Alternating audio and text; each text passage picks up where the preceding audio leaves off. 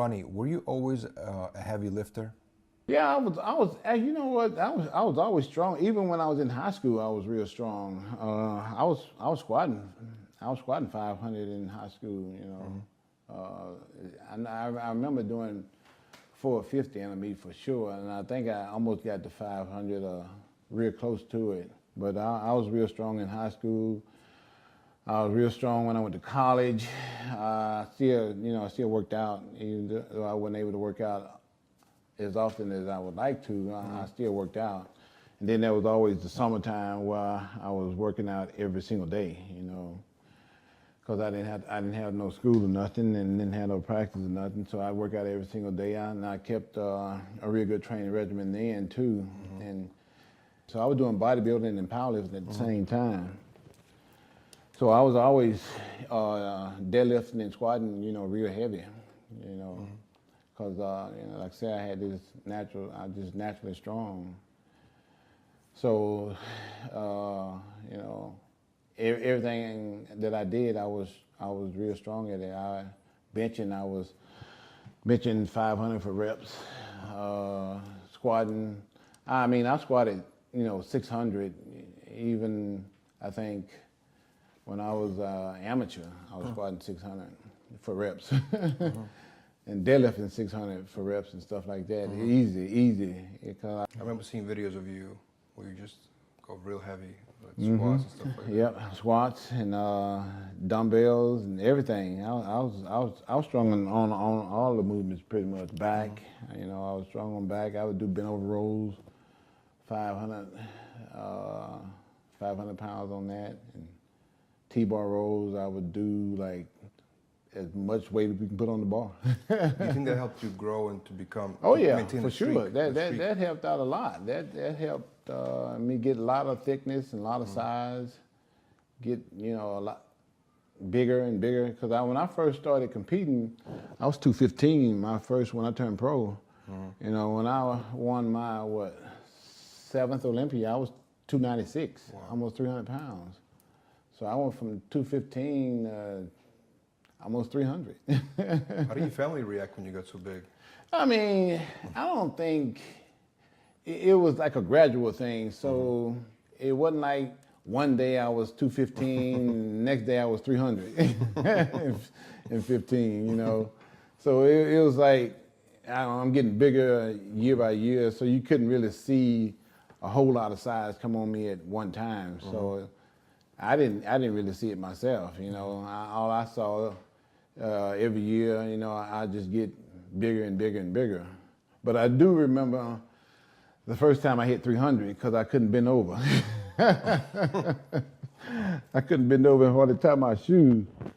And walking upstairs was a chore the first time I hit it. But after a while, I got, you know, used to it, and it was just like I could. What is it easy for you to be a professional bodybuilder and also maintain a family and kind of like balance it all? It was really easy for me, and I think the reason why is my family supported me like 100%. I mean, they were there, you know, doing everything for me. They would help clean my house, clean my cars. My mom was cooking all my food. My sister was helping me with, you know, fan stuff, pictures and all this kind of stuff. So my family supported me 100% from day one. I remember my first show, my mom was sitting in the audience. My whole family actually was sitting in the audience, and they supported me from day one. My first show until I retired, you know, they were all there at my last show. And they've always been right there for me, and that made it real easy for me. My daughters, you know, they were always here helping me out too, you know. So it made it really easy for me because I had that support. How do you feel about bodybuilding after you retired?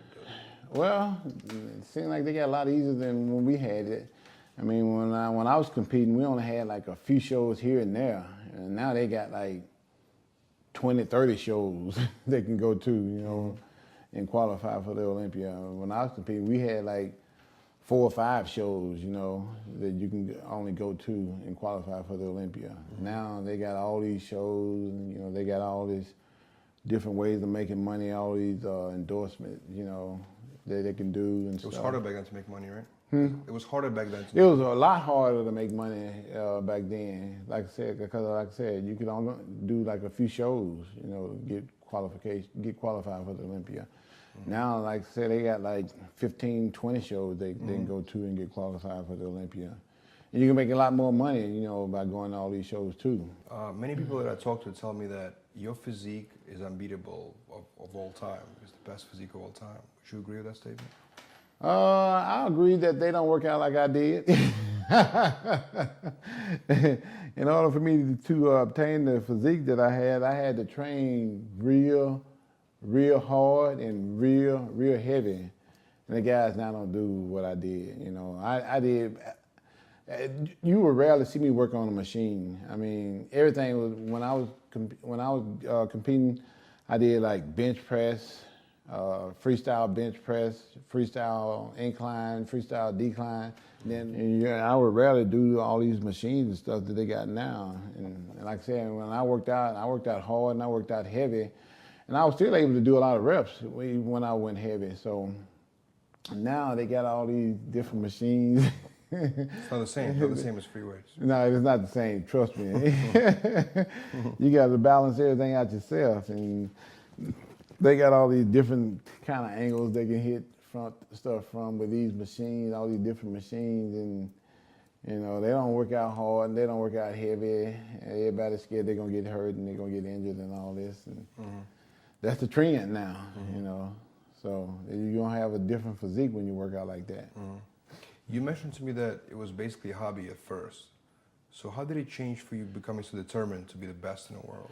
Well, it got to the point where, like I said, you know, I worked full-time police department, and you know, I had full health, full dental, and life insurance and everything, and I didn't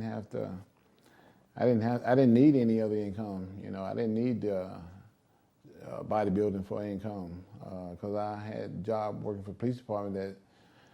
So bodybuilding was kind of like a hobby because I made all my money working for the police department. But how did it change for you to be determined to? How did it change from that to Well, I got to the point where I started winning the Olympia, and then I got all these requests to travel all over the world and make all these appearances where then I couldn't work for the police department. I could no longer work for the police department, so I had to rely on bodybuilding. And that aspect is no longer a hobby when you're relying on it to pay bills. You know. Talk about obviously you had a lot of rivalries in bodybuilding. First it was Flex, I guess Sean Ray, and then it was Jay Cutler. Talk about those rivalries and like what. You know what? Make you work harder. People, for the most part, people always call it that, but I never looked at it like that. I was always like, man, if I can get myself in this kind of shape, nobody can touch me. You know, I ain't worried about what they're doing. I'm worried about, you know, what I need to do in the gym, and I can't worry about. I can't control, you know, how these other guys gonna look, but I can control how I'm gonna look. So if I lift a certain way and I diet a certain way, I can outlift these guys and I can outdiet these guys, and that way I can control what I look like. And as long as I can control what I look like, I'm not really worried about what they're doing because I know they can't outwork me. At least that's the mentality that I always had and I always thought, and for the most part, it kind of like worked out that way.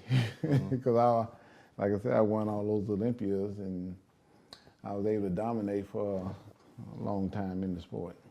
You think there's ever going to be another Ronnie Coleman in this industry? No, I think there's going to be whoever's winning at the time. Like, there's going to be a Phil Heath for a while, for a long time. Then there's going to be, I think the next guy coming up, I think it's going to be Rami, because he got that physique that some of them guys ain't going to be able to attain because he's so far ahead.